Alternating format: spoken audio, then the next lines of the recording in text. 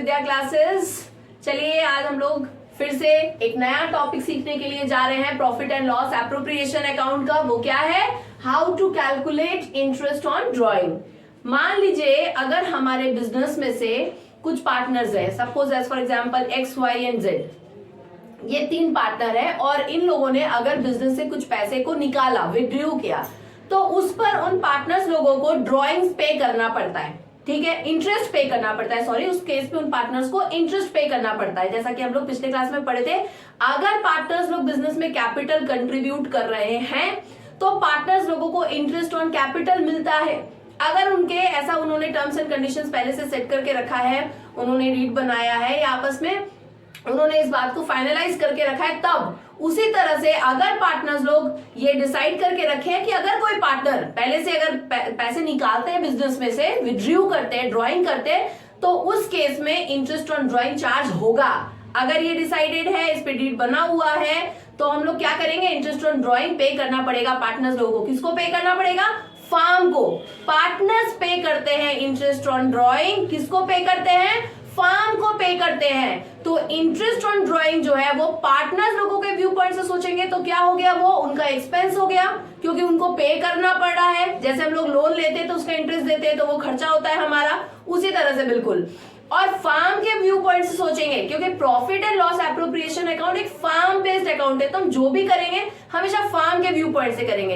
तो फर्म के लिए ये क्या है? इंटरेस्ट ऑन ड्रॉइंग, ये उनका इनकम है, इसीलिए हमेशा interest on drawing credit side में आता है profit and loss appropriation account के। ऐसा मैंने आपको पहले बता भी दिया है। तो देखिए, इंटरेस्ट ऑन ड्रॉइंग कैलकुलेट करने का, फर्म लोग जब भी बिजनेस से पैसा विड्रॉ करते हैं तो हर बार एक ही तरह से विड्रॉ नहीं करते, अलग अलग तरह से विड्रॉ करते हैं। हो सकता है कोई हर महीने पैसे निकाल रहा है, हो सकता है कोई हर महीने के बिगिनिंग में पैसा निकाल रहा है, कोई मिड में पैसा निकाल रहा है, हो सकता है कोई हर महीने के लास्ट में पैसा निकालता है। ऐसा भी हो सकता है कि कोई पार्टनर हर क्वार्टरली पैसा निकाल रहा है, ईच क्वार्टर पे पैसा विड्रॉ कर रहा है। तो अलग अलग केसेस में हम लोग किस तरह से इंटरेस्ट ऑन ड्रॉइंग कैलकुलेट करेंगे देखते हैं। देखिए, दो तरह से बेसिकली, एक हो गया इरेगुलर वे में इंटरेस्ट ऑन ड्रॉइंग कैलकुलेट करना, और एक हो गया रेगुलर बेसिस पर इंटरेस्ट ऑन ड्रॉइंग कैलकुलेट करना। हम लोग ये देखेंगे। मान लो अगर हमारा पार्टनर इरेगुलर तरीके से बिजनेस से ड्रॉइंग निकाल रहे हैं, ठीक है, तब हम लोग इरेगुलर तरीके से पार्टनर अगर बिजनेस से पैसा विड्रॉ कर रहे हैं, तब हम लोग इंटरेस्ट ऑन ड्रॉइंग को कैसे कैलकुलेट करेंगे? इसका फॉर्मूला क्या है? इसका फॉर्मूला है amount into rate by 100 into time by 12। अब एक एग्जांपल देखेंगे तब जाके पूरा कॉन्सेप्ट क्लियर होगा। मान लीजिए तीन पार्टनर है, एक्स वाई और जेड, ठीक है। इंटरेस्ट ऑन ड्रॉइंग आपको क्वेश्चन में दे दिया है कि भाई इंटरेस्ट ऑन ड्रॉइंग जो होगा वो 10% करके होगा। क्लियर? मान लीजिए एक्स विड्रॉ कर रहा है 10,000 रुपीज, निकाल रहा है एक्स। कब निकाल रहा है? 1/4/2021 को निकाल रहा है। वाई विड्रॉ कर रहा है 5,000 रुपीज, कब निकाल रहा है? 1/7/2021 को।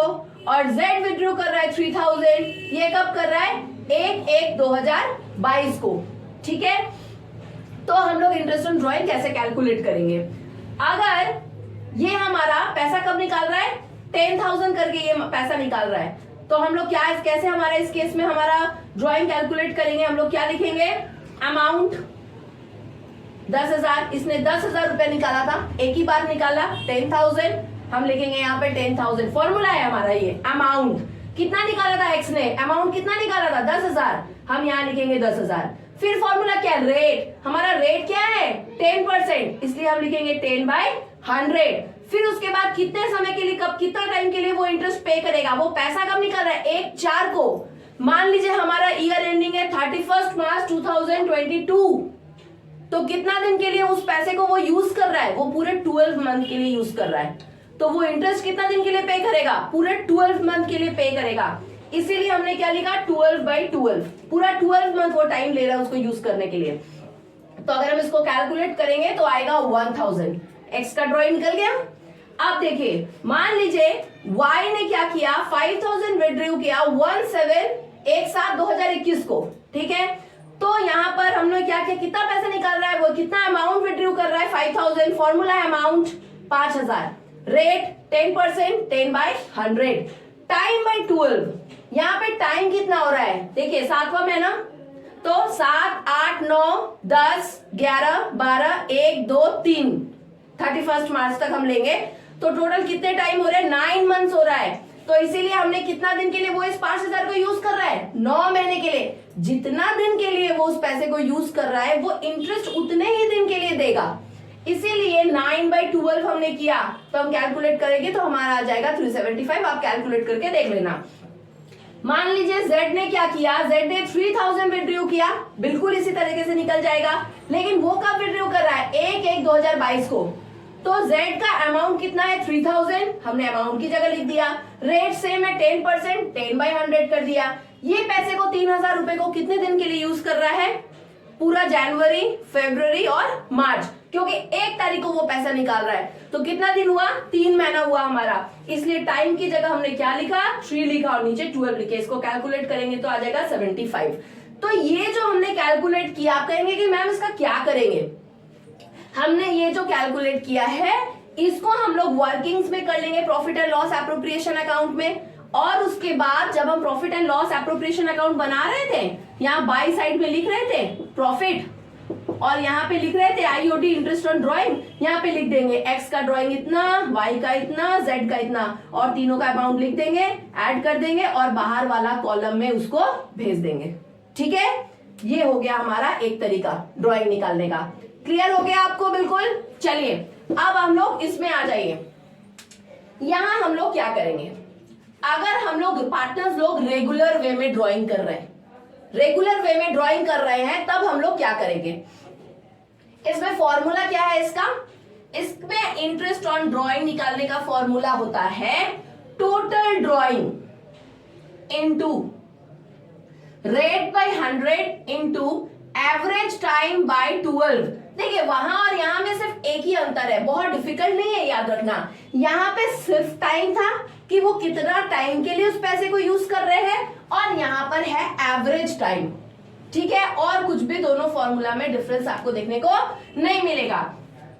तो आप एक चीज बताएंगे, पहले तो आपके माइंड में आएगा अच्छा एवरेज टाइम तो लिखा है, तो एवरेज टाइम कैसे निकालेंगे, तो इसका एवरेज टाइम निकालने का एक फॉर्मूला होता है, वो आपको याद रखना है। याद रखेंगे फिर से, वहां टाइम है, यहाँ एवरेज टाइम है, बस इतना ही अंतर है। एवरेज टाइम निकालने का फॉर्मूला होता है average time equals to time left after first drawing plus time left after last drawing divided by 2। फिर से रिपीट कर रही हूं, एवरेज टाइम निकालने का formula average time equals to time left after first drawings plus time left after last drawings divided by 2। This is the formula how to calculate average time. अब देखिए, अब यहां पर मैंने आपके लिए एक चार्ट बना दिया है कि अगर कोई पार्टनर, इसमें पार्टनर लोग कैसे पैसा विड्रॉ करते हैं, आपके मन में आ रहा होगा कि ये रेगुलर किस तरह से होता है। मान लीजिए क्वेश्चन किस तरह से रहेगा, बोल दिया आपको कि सपोज करिए एक पार्टनर है राम, और आपको बोल दे कि Ram withdraw 5000 in the beginning of each month.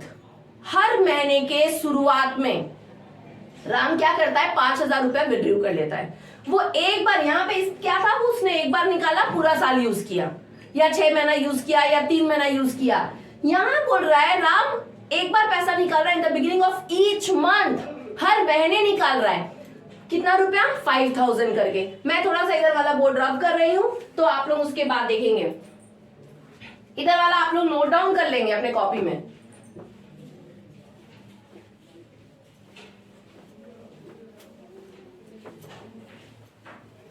चलिए देखते हैं अपने क्वेश्चन कैसे रह सकता है ना। एक एग्जाम्पल करते हैं, क्लियर हो जाएगा। मान लीजिए बोले कि राम विड्रॉ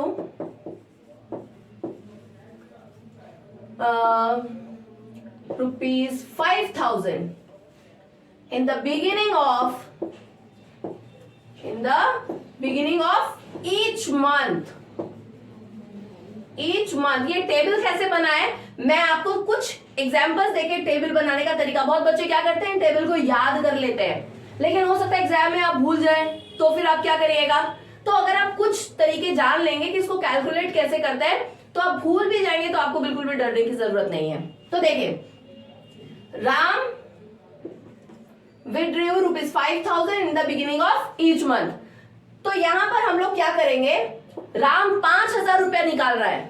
कैसे निकाल रहा है, ये वाला formula, in the beginning of each month, her month के शुरुआत में. तो 12 महीने होते हैं, राम पैसे कितने बार निकालेगा, 12 बार निकालेगा. तो यहाँ पे हमारा टोटल ड्रॉइंग कितना होगा ये बताएंगे.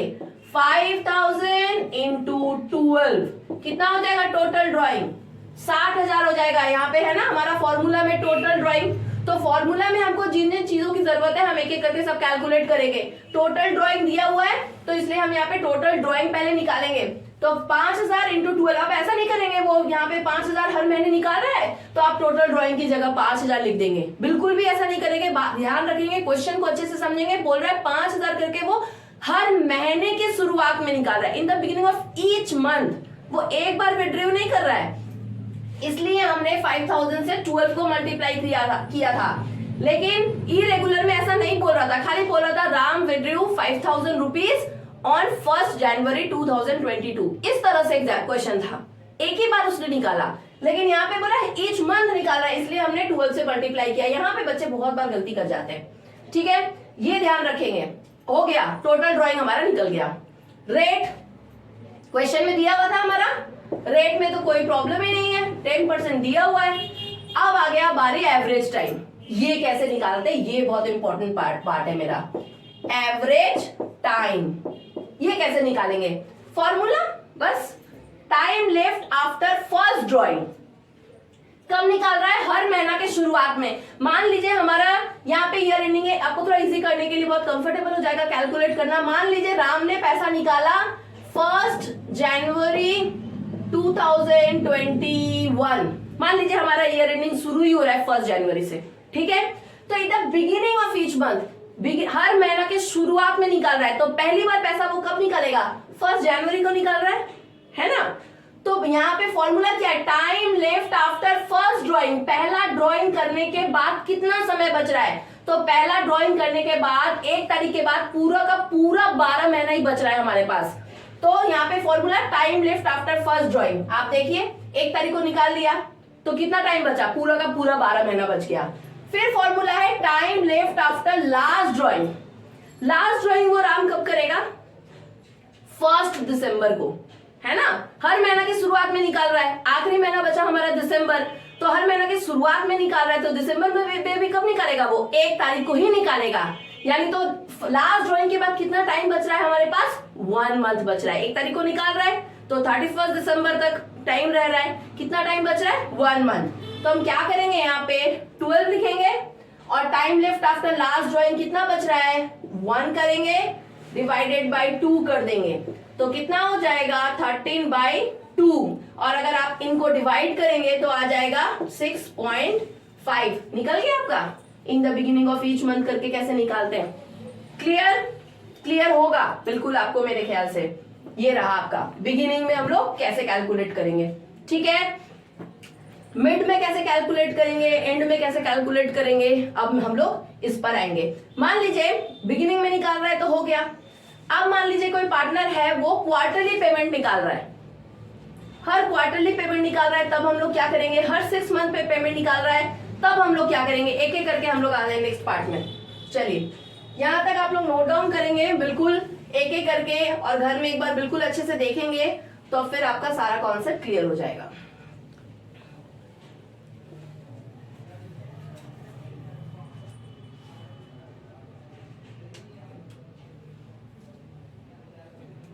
मान लीजिए कि हमारा कोई पार्टनर है, वो क्या कर रहा है, वो हर मंथ के मिड में पैसा निकाल रहा है, हर मंथ के मिड में पैसा निकाल रहा है, मिड में पैसा निकाल रहा है. ये कैसे होगा, मिड में पैसा निकाल रहा है मतलब, मिड में पैसा निकाल रहा है मतलब वो यहाँ पे 1 तारीख को 1 जनवरी को पैसा नहीं निकाल रहा है. वो कब निकाल रहा है, वो 15 जनवरी को पैसा निकाल रहा है, 15 जनवरी को पैसा निकाल रहा है, ठीक है. तब हम लोग एवरेज टाइम क्या होगा, मान लीजिए क्वेश्चन में दे दिया Ram withdraw rupees 5,000 each month in between of each month, her month के बीच में, तब हम लोग क्या करेंगे? तो बीच में जब निकाल रहा है तो time left after first drawing, simple हमारा ये फॉर्मूला में हम लोग चले जाएंगे। तो फर्स्ट ड्राइंग कब कर रहा है? वो 15 जनवरी को कर रहा है। तो कितना टाइम बचा आप सोचिए, एक महीना का हाफ पार्ट निकल गया। यहाँ पे इसको हम लोग 0.5 के हिसाब से लेते हैं। पूरा एक महीना को मानेंगे 1 और हाफ महीना को मानेंगे 0.5, ठीक है। तो हाफ मंथ जब हम हमारा निकल गया तो कितना निकल गया? आधा महीना निकल गया, यानी 0.5 निकल गया।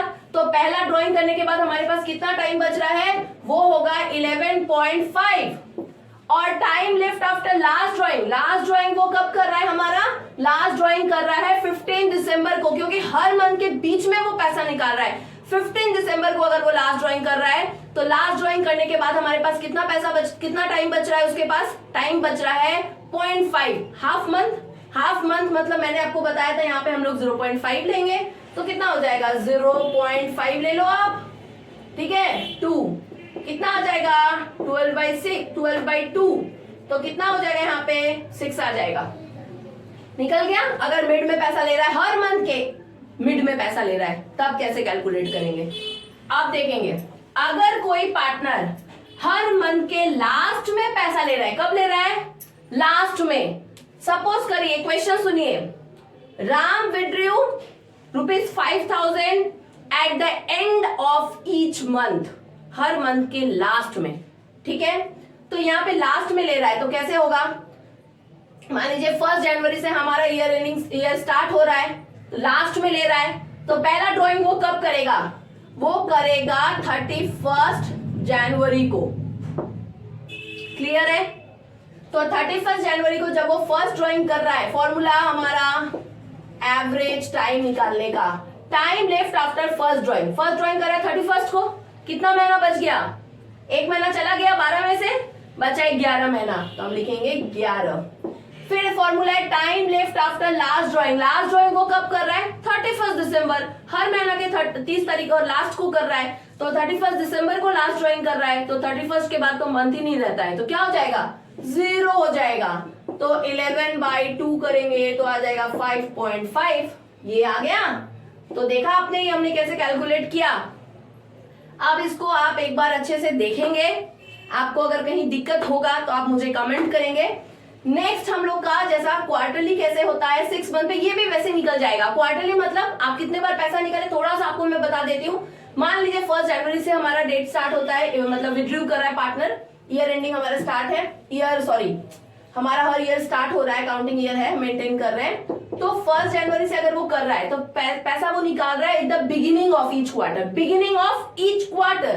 तो 1 जनवरी से हम कितना क्वार्टर होता है पहले देखेंगे, जनवरी फरवरी मार्च, तो हो गया हमारा 1 जनवरी टू मार्च, एक क्वार्टर ले लेते हैं हम लोग, ठीक है। फिर हो जाएगा अप्रैल से आ जाएगा, अप्रैल मई जून, सेकेंड क्वार्टर हो जाएगा। फिर हो जाएगा जुलाई, तो जुलाई अगस्त सितंबर, एक क्वार्टर हो जाएगा। फिर हो जाएगा अक्टूबर, तो अक्टूबर नवंबर दिसंबर, मतलब एक साल में हमारे कितने क्वार्टर हो जा रहे हैं? 1 2 3 4, ठीक है। यहाँ पे क्या बोल रहा है? हर क्वार्टर के बिगिनिंग में वो पैसा निकाल रहा है, शुरू में वो पैसा निकाल रहा है। तो शुरू में जब निकाल रहा है मतलब यहाँ एक बार मैंने लिख के रखा था, हर महीना के 1 तारीख को वो पैसा निकाल रहा है ना। तो वो पूरे यहाँ पे इस केस में हमारा टोटल ड्रॉइंग क्या होगा? टोटल ड्रॉइंग एक बार यहाँ पे निकालेगा 5,000, यहाँ पे फिर निकालेगा 5,000, यहाँ पे भी 5,000 और फिर यहाँ पे भी 5,000। टोटल उसने ड्रॉइंग कितना किया? 20,000 यहाँ पे टोटल ड्रॉइंग होगा। यहाँ पे 60,000 मत कर दीजिएगा क्योंकि वो 4 ही बार पैसा निकाल रहा है, ठीक है। टोटल ड्रॉइंग हो जाएगा हमारा 20,000। फिर से एवरेज टाइम निकालने का काम करना पड़ेगा हमको। बोला हर मंथ के शुरुआत में वो पैसा निकाल रहा है, तो फर्स्ट ड्रॉइंग वो कब कर रहा है? 1 जनवरी को कर रहा है। तो उसके बाद हमारे पास टाइम कितना बच रहा है 1 जनवरी को ड्रॉइंग करने के बाद? Time left after first drawing, average time का फॉर्मूला बैठाएंगे, पूरा 12 महीना बच जाएगा हमारे पास। फिर time left after last drawing वो कब कर रहा है? हर क्वार्टर के शुरू में, यानी यहाँ पे वो लास्ट ड्रॉइंग कर रहा है 1 अक्टूबर को। तो लास्ट ड्रॉइंग के बाद कितना समय बचेगा हमारे पास? अक्टूबर, 1 तारीख को ले लिया, तो फिर अक्टूबर का पूरा, नवंबर का पूरा, दिसंबर का भी पूरा, तो कितना महीना हो गया? 3 हो गया। Time left after last drawing हो गया 3। दोनों को जोड़ देंगे और 2 से डिवाइड कर देंगे, आप देखेंगे 7.5 आ जाएगा हमारा। ठीक है, ठीक इसी तरह से हो जाएगा अगर क्वार्टर के मिड में मतलब जनवरी है, फरवरी है, 15 फरवरी को, यहां से अप्रैल मई जून 15 मई, जुलाई अगस्त सितंबर, यानी 15 अगस्त, हर महीना के बीच में ऐसे करके कैलकुलेट करना पड़ेगा। आप एक बार ट्राई करिएगा यहां तक, और फिर ये कैसे निकल रहा है मैंने आपको बताया कि ये निकालने का तरीका कैसे है, फॉर्मूला कैसे है। अगर आप इसी बेसिस पर सारा कैलकुलेट करेंगे तो आप देखेंगे कि अपने आप निकल जाएगा। आशा करते हैं आपको आज का वीडियो समझ में आया होगा। जो भी मैंने आपको आज के क्लास में पढ़ाया इसको एक बार देखेंगे, और फिर भी अगर आपको कहीं दिक्कत होगी तो आप कमेंट करिएगा, मैं जरूर उसको सॉल्यूशन करने का कोशिश करूंगी। Thank you.